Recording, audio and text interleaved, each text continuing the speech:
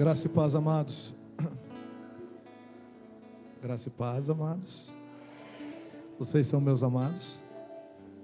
Vão permanecer meus amados. Não importa o que eu diga aqui hoje.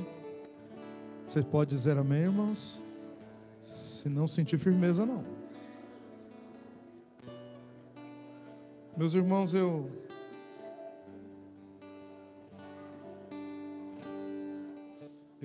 sou meio atrapalhado, mas hoje eu ainda estou um pouquinho mais.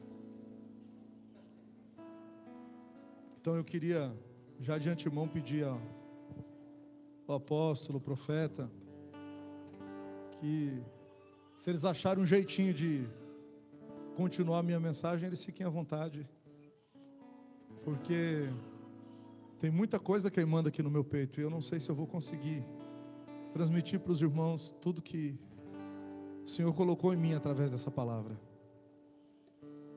Hoje aqui pela manhã o Senhor me deu 2 palavras. E aí eu passei boa parte do dia dizendo: e aí, Senhor, uma outra. Aí o Senhor disse: as 2. Eu disse: como? Prego uma e depois prego a outra? Ele falou: não, eu vou te dar a relação entre elas. E nós vamos caminhar aqui, irmãos, sob a palavra e tentar entender algumas coisas com os irmãos. Eu peço que você abra o seu coração, esteja disposto a receber o Espírito da palavra. Que você não resista àquilo que o Senhor tem para a tua vida através da palavra. Amém? Você pode abrir comigo a sua Bíblia no primeiro livro do profeta Samuel, primeiro livro de Samuel, capítulo de número 25. Primeiro livro de Samuel, capítulo de número 25. O Rafa vai me ajudar aqui.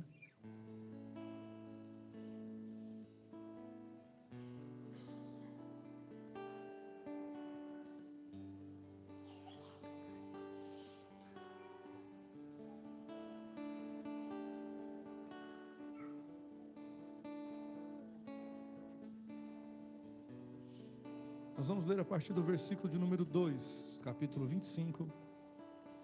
Primeiro livro do profeta Samuel, nós vamos ler a partir do versículo de número 2.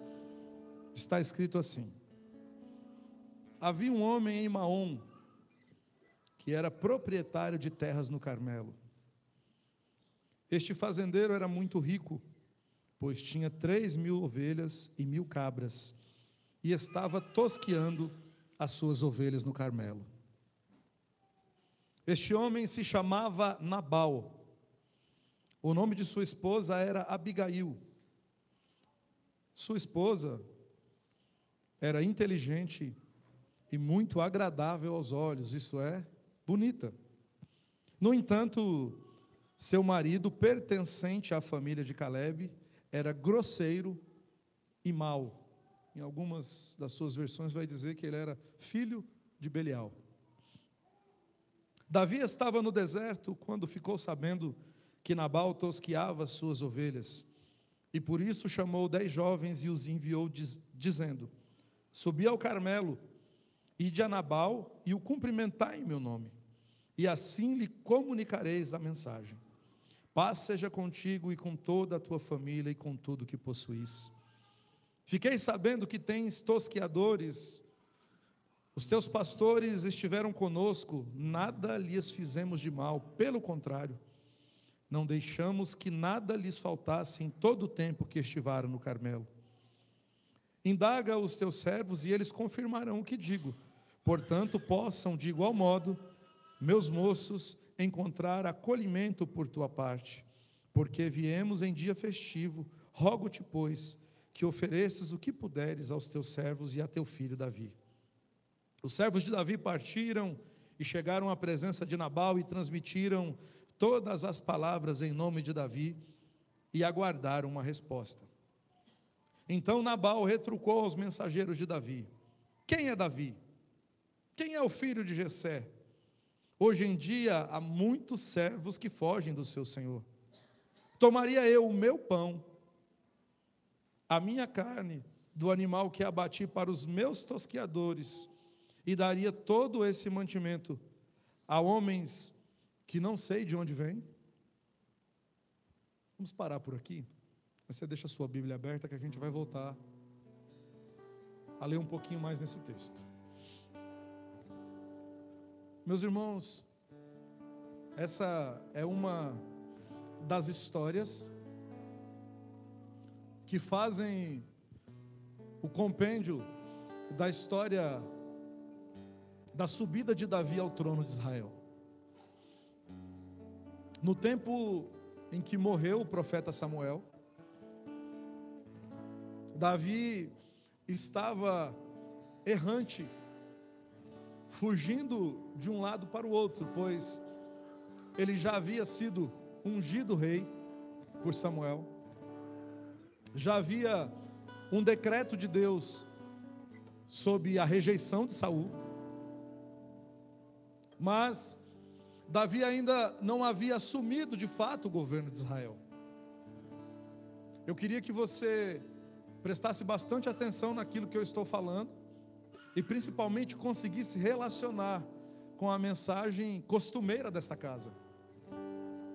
Nós estamos falando de um reino que estava estabelecido segundo o coração dos homens, o reino de Saul. Havia da parte de Deus uma reprovação ao reino de Saul. Agora, o Senhor toma o reino de Israel de Saul e dá outro, que é melhor do que ele, um homem segundo o seu coração, chamado Davi. Então Davi já era o rei escolhido pelo Senhor, mas o seu reino ainda não havia de fato sido estabelecido em plenitude. Está entendendo o que eu estou falando? Isso te parece familiar, sim ou não? Com o que parece isso? Isso se parece com o reino de Deus. O reino de Davi é uma figura no Antigo Testamento do reino de Deus, do reino do Messias. O Messias é chamado de filho de Davi.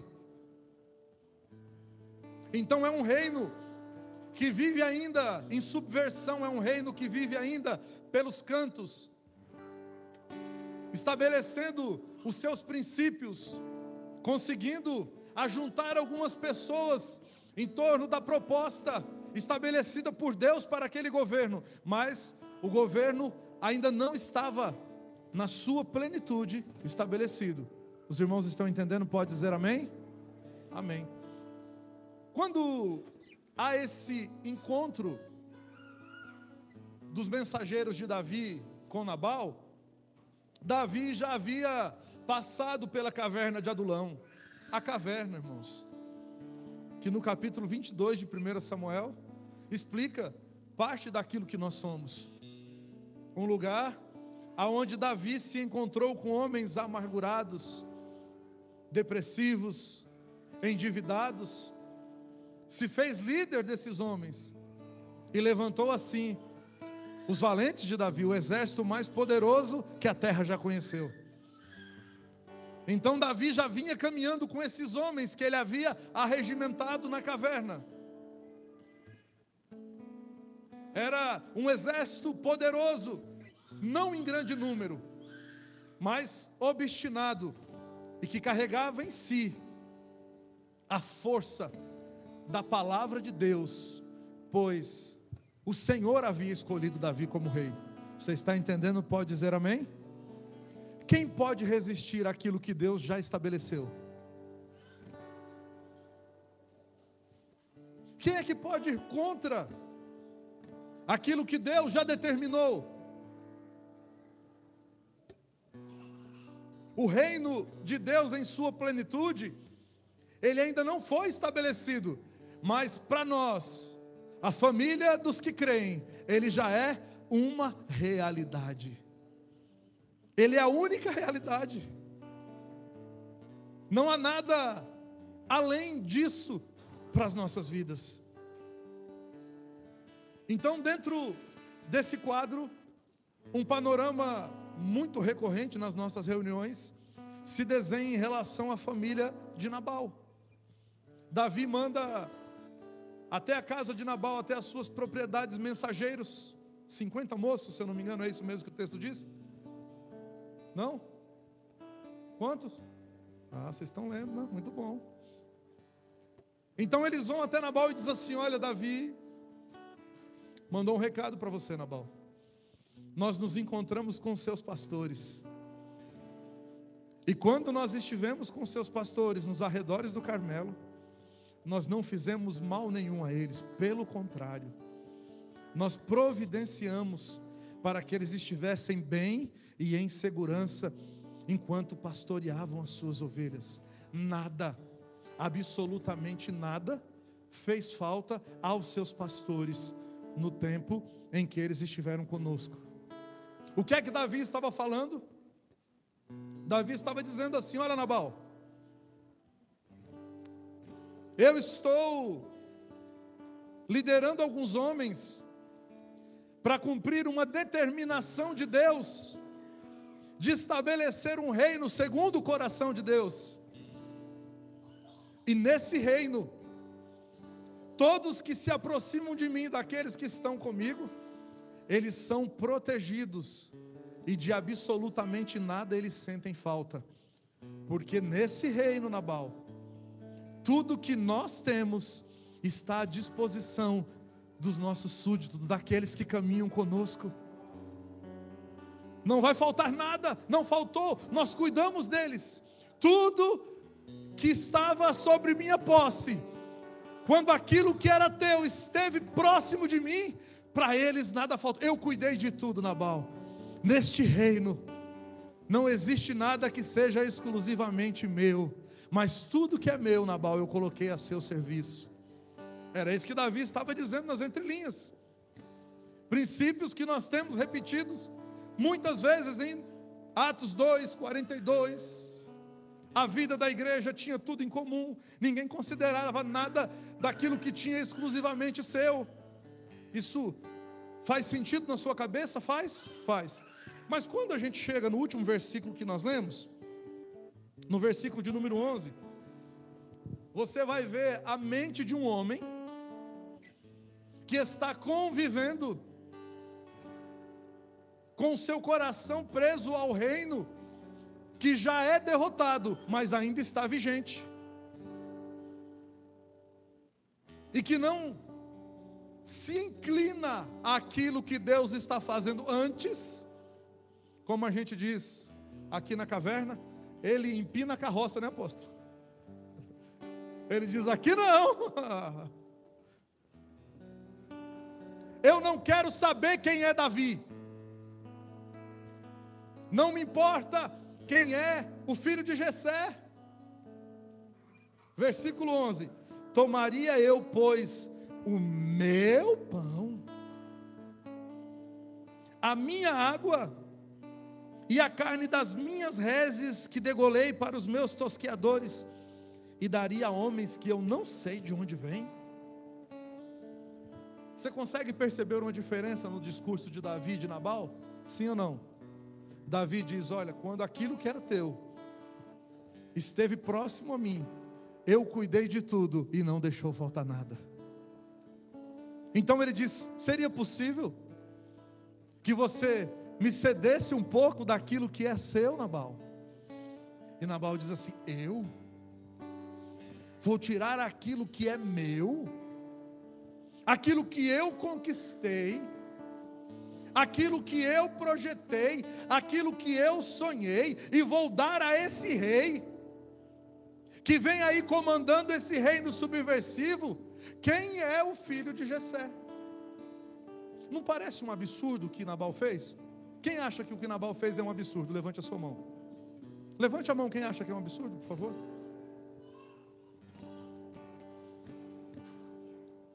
Que pena, meu amado, que pena, minha amada, que é exatamente isso que você faz com o rei do reino de Deus.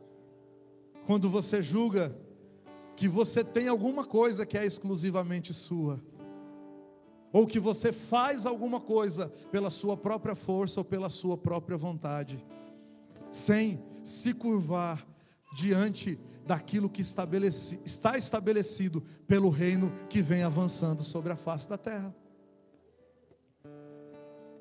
Está entendendo? Nabal diz: o que é meu é meu.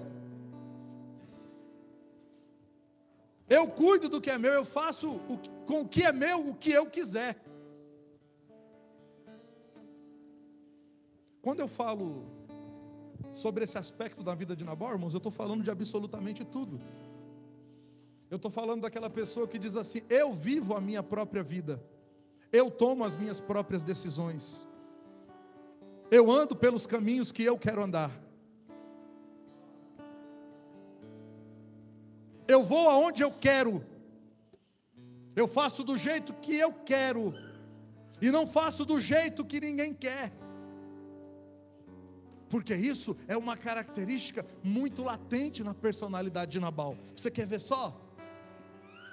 Quando Nabal disse essas palavras, ele se achava com razão, apóstolo. Ele achava assim: eu tenho razão, eu sou o dono disso tudo aqui, a vida é minha, eu vou e Deus vai comigo. Deus não vai com você coisa nenhuma.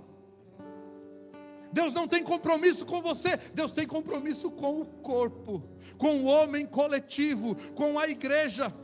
Se você ainda usa essa frase dizendo que a vida é sua, os bens são seus, a direção é sua, Deus não tem compromisso com você, porque o compromisso dele é com o reino que vem avançando, e o reino é coletivo.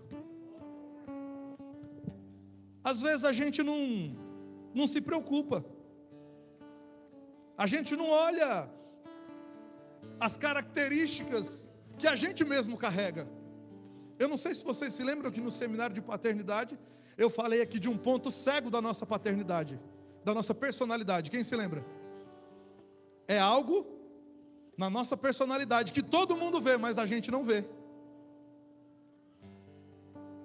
E quando a gente não vê, a gente tem o péssimo hábito de rejeitar as pessoas que Deus aproxima da gente, para dizer: olha, se enxerga, cara, se enxerga, mulher, olha aí o que você está fazendo. Não, eu não admito, eu não aceito.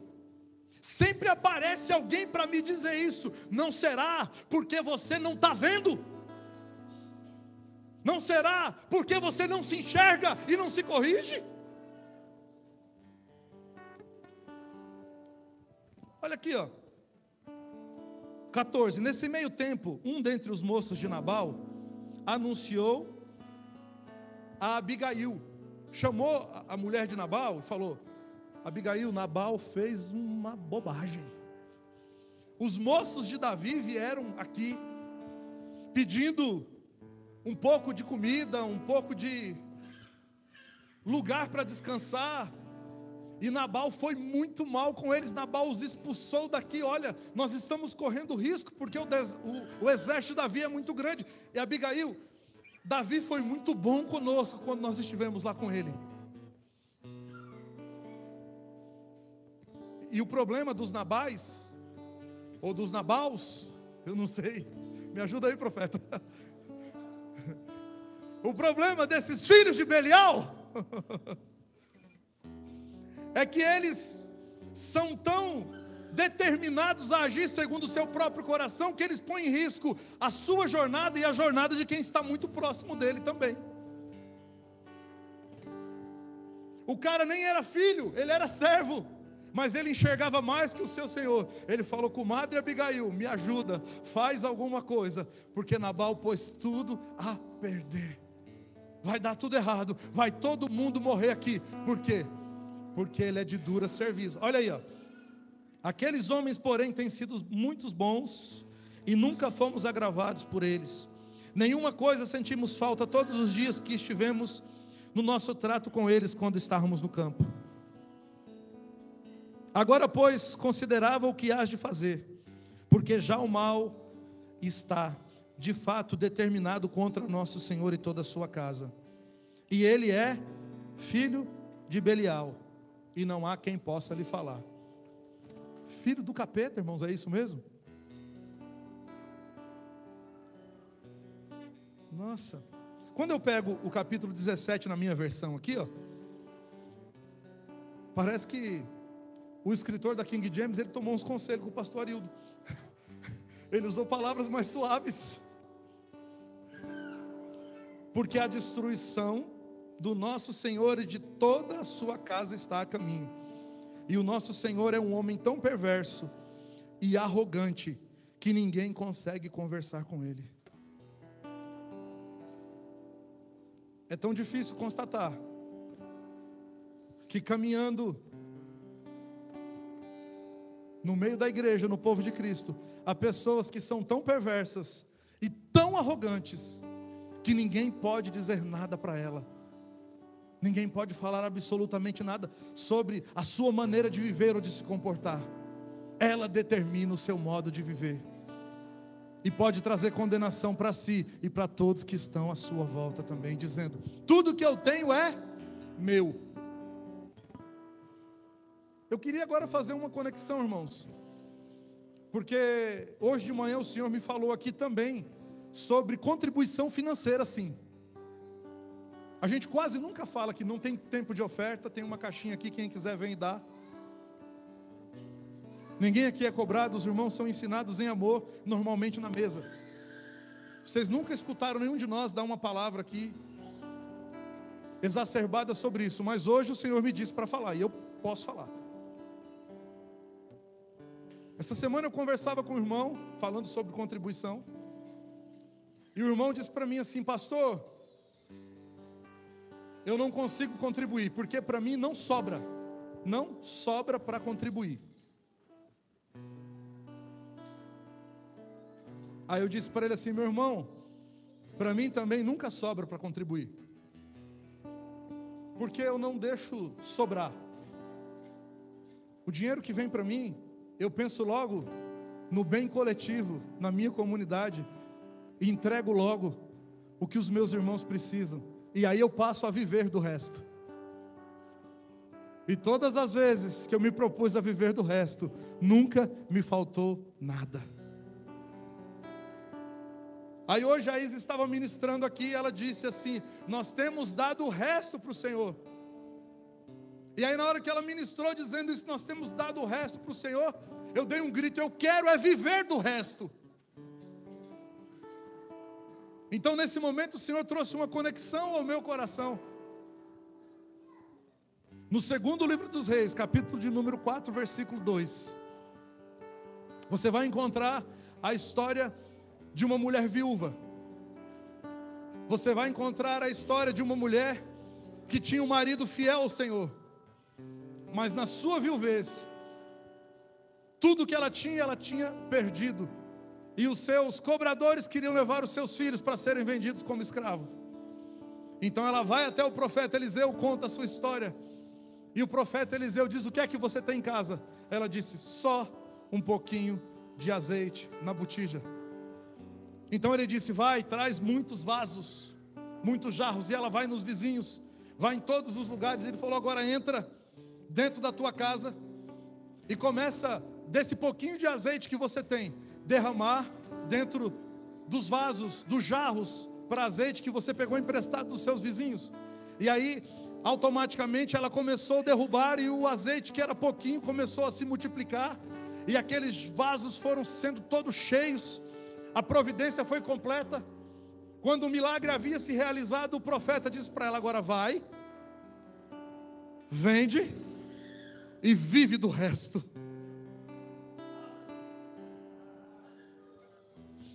Quem não está disposto a viver do resto, nunca irá provar de produtividade e de provisão abundante do Senhor.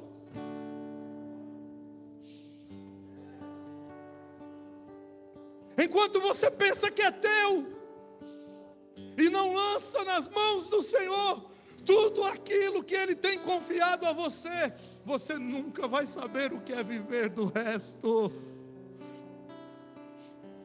E viver do resto é ter tudo que você precisa suprido mediante a sua necessidade. Nabal não entende esse princípio. Eu não abro mão do que é meu. Eu não entrego ao rei desse reino aquilo que é meu. Eu não reconheço o rei desse reino como alguém que vem em nome do Senhor para estabelecer esse reino. Eu não conheço esse rei. Quantos de nós se comporta como se não reconhecesse a autoridade de Jesus que está sobre a vida da igreja? Não, pastor, eu creio sim. Se você crê, por que você não confia e não se propõe a viver do resto então? Mas eu estou num lugar, pastor, onde não dá para confiar. Você está num lugar onde você não confia que os recursos serão bem administrados e geridos de acordo com o coração do rei desse reino. Escapa desse lugar pela tua vida. Vai embora, irmão, some de lá. Se for aqui, some daqui. Eu não posso permanecer em um lugar aonde eu não posso entregar a minha vida,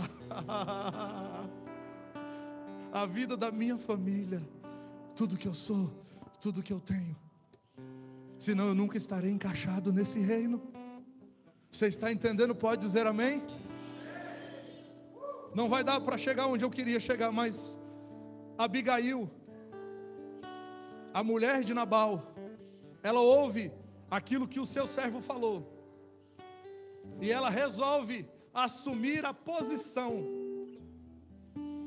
daqueles que reconhece o rei do reino como aquele que vem em nome do Senhor e não poderá ser detido de maneira nenhuma. Ela reconhece. Ela diz assim: Nabal não reconhece, não tem problema, eu reconheço. E dentro disso, eu estou dizendo aqui, talvez uma heresia, não sei, mas Abigail é uma figura da igreja. Davi é o rei do reino, Abigail é uma figura da igreja. Por quê? Porque lá na frente, o que ela se torna de Davi? Esposa. Para ser esposa, tem que reconhecer a autoridade do rei que vem em nome do Senhor, do rei que vem segundo o coração de Deus e que não poderá ser resistido. O apóstolo falou hoje assim: eu gosto que leia na Bíblia, então eu vou ler com você na Bíblia. Abigail junta os seus servos, ela pega ali algumas oferendas, algumas coisas para levar para Davi. Não vou dizer o que foi aqui não, porque senão a leitura vai tomar muito tempo. Mas aí ela pegou e foi ao encontro de Davi com os seus servos, levando mantimentos para os seus homens, levando ofertas para oferecer a Davi. E quando ela chegou lá, irmãos, Davi estava envenenado. Versículo 22, Davi estava dizendo assim: faça Deus o que lhe aprouver para castigar Davi, se eu deixar vivo até o amanhecer uma pessoa do sexo masculino de todos os que pertencem a Nabal. Davi estava cuspindo marimbondo, irmãos. Assim que Abigail viu Davi, Abigail é uma figura da igreja. O que ela foi fazer? Ela foi se colocar numa posição de intercessão. Ela foi interceder. Assim que Abigail viu a Davi, o que ela fez? Ela desceu do jumento apressadamente. Você precisa descer na presença do rei. Você precisa se desarmar, você precisa desmontar dessa sua montaria que não te conduz a lugar nenhum. E reconhecer que o Rei dos Reis vem em nome do Senhor dos Exércitos. Ele não poderá ser resistido. Então ela começa a se prostrar com o rosto em terra diante de Davi, prostrada aos seus pés lhe suplicou: ah, Senhor meu, caia sobre mim toda a culpa. Permita, pois, a tua serva falar aos teus ouvidos, e escuta as palavras da tua serva. Não dê ao meu senhor atenção àquele homem maldoso chamado Nabal. Ele é tão insensato quanto o próprio significado do seu nome, e a arrogância o acompanha. Entretanto, eu, tua serva, não vi os rapazes que o meu senhor enviou. Agora, pois, meu Senhor, juro por Yahvé, o nome do Senhor, que te impediu de derramar sangue e de te vingares com as tuas próprias mãos, que teus inimigos todos que tramam fazer-te o mal, qual sejam, pois, castigados juntamente com Nabal.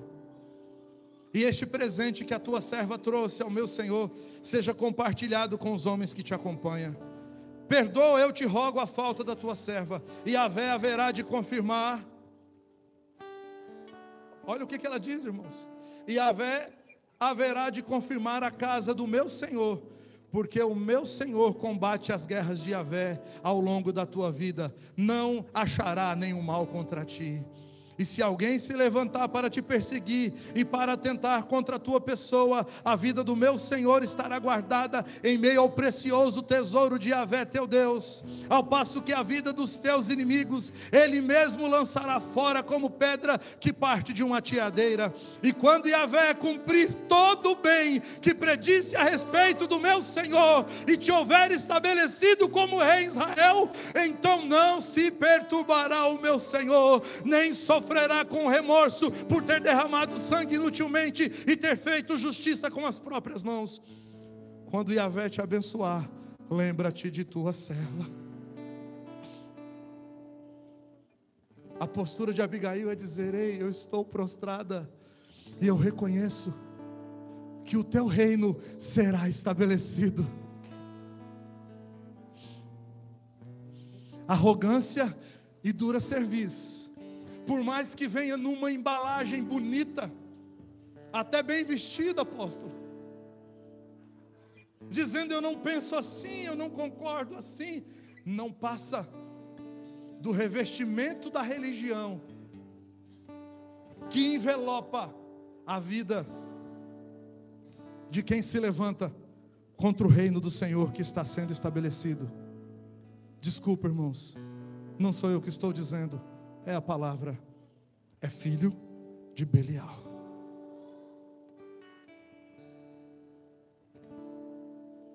Que tipo de pessoa você é? Você é a noiva sábia que se coloca no lugar de intercessão, que faz confissão dos pecados daqueles que caminham por você e diz: eu reconheço que o teu reino será estabelecido para sempre. Lembre-se da tua serva, eu quero reinar contigo. Ou você é daqueles que diz: eu não vou abrir mão do que é meu para me envolver com esse chamado filho de Jessé, porque eu não sei quem é Davi.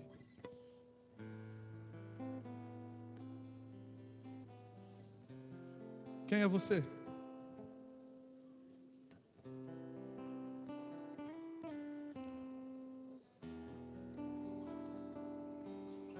Confesso que eu sofri um pouco quando eu reconheci em mim algumas características de um filho de Belial.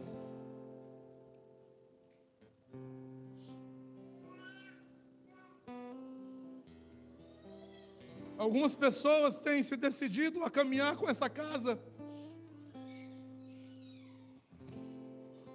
Uma delas é o Wesley, vou usar seu nome aqui, tá, filho? E eu disse para ele assim: olha, para você andar com a gente vai te custar tudo. E vai te custar tudo todos os dias. Vai te custar tudo todos os dias. Ele falou: pastor, eu fiquei 15 dias em crise com essa frase. Eu não sabia o que fazer quando eu ouvi isso do Senhor. Eu falei com a minha esposa e isso me foi muito agressivo, isso ofendeu a minha mente. Lembra-se dessa conversa, Wesley? Mas Ele entregou tudo. E tem entregado tudo dia a dia. Alguma coisa está te fazendo falta, meu irmão?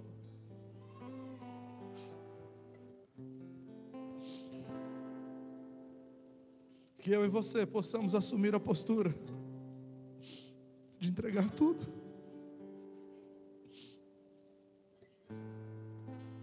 De não reter nada.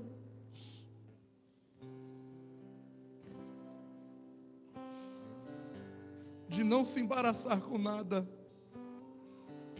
de não julgar que eu tenho nada, porque no reino é o rei, que me traz para reinar com Ele e me dá a posição que Ele quer dar. No caso de Abigail, ela se tornou esposa do rei. E você quer ser o quê? Amém, amados? O Espírito não me diz para passar um pano não, tá? É isso aí.